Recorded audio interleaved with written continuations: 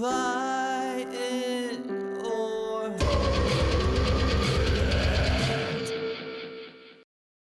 How's it going? I'm John Rael. I'm Quincy Johnson II, and welcome to Buy It or Burn It. The show where we present to you DVDs that I am selling for you to buy on eBay, and if you don't buy them, I burn them. That's gonna be great. Okay, now since this is our first episode, we haven't put any DVDs up for sale, so therefore none have failed to sell. So just to demonstrate to you what we are going to do to the DVDs that don't sell, we have picked one. Actually, Quincy Johnson is my guest, so I let him pick what DVD is going to get burned You guys, first. he told me I could set something on fire. I'm very excited about this, and the DVD I chose to set on fire is The Yards, starring everyone, but actually nobody remembers this movie. The all-star Oscar cast that nobody watched. This is Mark Wahlberg, Joaquin Phoenix, Charlize Theron, James Caan, Faye Dunaway, all in the same movie. You can't tell me what happens in this film. Something about East Coast cousins getting it on? White people problems on DVD. You guys get white people problems on DVD, but since no one wants to buy it, we're gonna burn it. Hey, this is our virgin burn, appropriately The Yards, a movie that nobody has paid any attention to. This is the most attention this movie will ever receive, so you're welcome, James Gray, who made a bunch of other films that no one has ever paid attention to. So again, you're welcome. But before we get started, safety first. Safety glasses, of course. If you've seen enough episodes of Mythbusters, you know they are a necessity. And, gotta be honest, these are toxic fumes, so gonna wanna cover my mouth as well. And let's be even more honest, this is not a good thing for the environment, and there's no excuse for that. But if you want to hear a crappy excuse, I haven't driven a car in 10 years. Safety first. Let's get to it.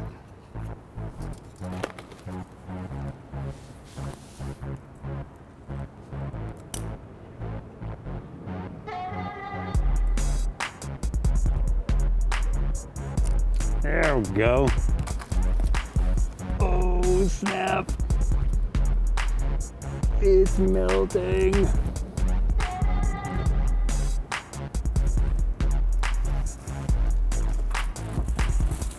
Oh, watch out, man.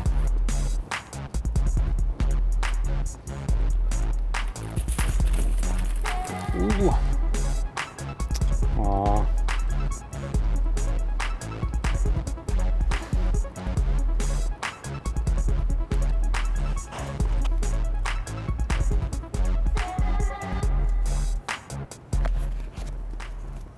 So that's what happens when you don't buy it.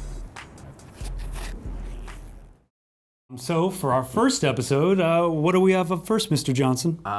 You asked me to select 5 DVDs from your giant collection of digital video discs. I was an obnoxious Do you think videophile. it's 1999? What is going on right now? The first movie I picked, Ang Lee's. No. No?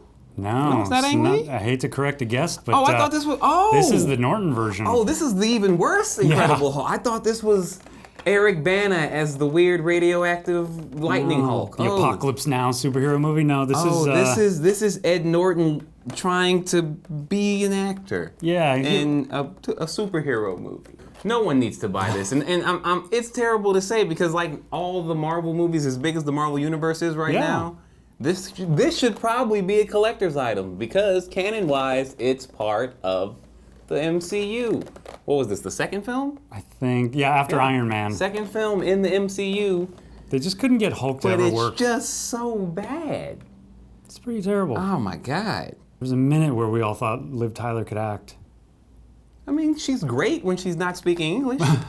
She's really good as an elvish actress. Liv Tyler's amazing. Next is a Coen Brothers classic, The Man Who Wasn't There. Which I gotta say, I honestly, if I ever met the Coens, I would ask them one question, which is, was this their interpretation of Albert Camus' The Stranger? Ooh. You know?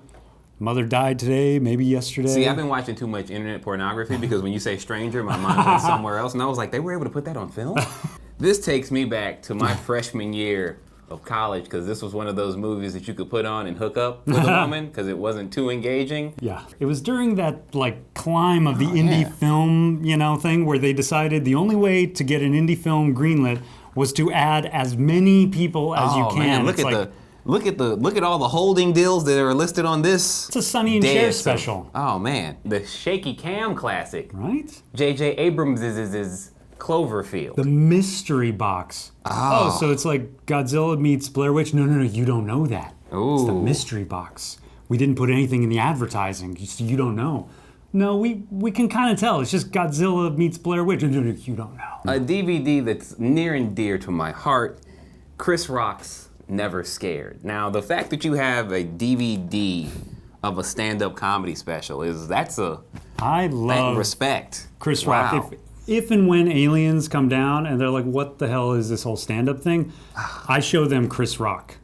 Period. Also, if you could get a zoom in on this bonus program, Chris Rock's original special, Big Ass Jokes. Do you understand you're getting vintage Chris Rock on a vintage DVD? That's vintage on vintage, people. It's like a Dragon on the Blade if we were Home Shopping Network, okay? It's vintage This is cubed. amazing. You've got to get this. This was when Chris was at his height, when he was the funniest man on the planet. Yeah. I mean, Trombone wasn't bad, but damn, like he changed the way we look at stand-up. Mr. Johnson, thank you for stopping by. Thank you for having me. I'm so glad we get to burn the yards, and now I'm gonna spend the next 15 minutes trying to figure out what the yards was about. And Mr. Johnson, where can they find you? You can find me online. Follow me on all social media at Quincy Johnson II, Quincy Johnson II, all one word. Makes it easy because I don't have a very good memory. And you can catch me every Wednesday in Hollywood at the Hollywood Hotel, 1160 North Vermont, 7 p.m. Have a weekly show there every Wednesday. That makes sense. I was going to say, I hope you're doing a show there and it's not just... I'm just hanging out at the hotel every Wednesday, bro. Come hang, So enjoy that as well. I hope you enjoyed our premiere episode. We are out. Deuces.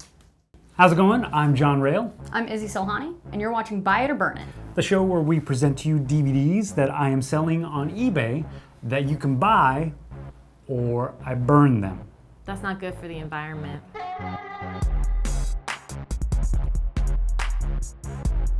This explains a lot about who I've dated.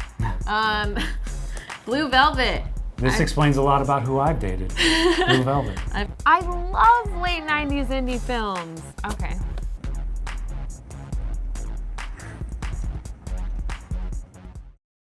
Thank you for watching. It's been a little while.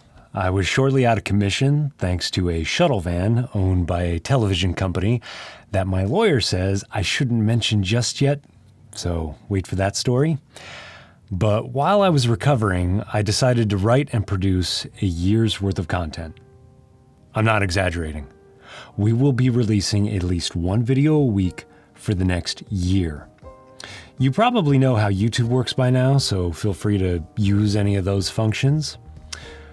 Also, Web 2.0 is in the middle of a civil war, and independent creators have been the first casualties. So please sign up for our newsletter because you can't always trust an algorithm to bring you what you want. If you sign up now, I will personally mail you an actual postcard.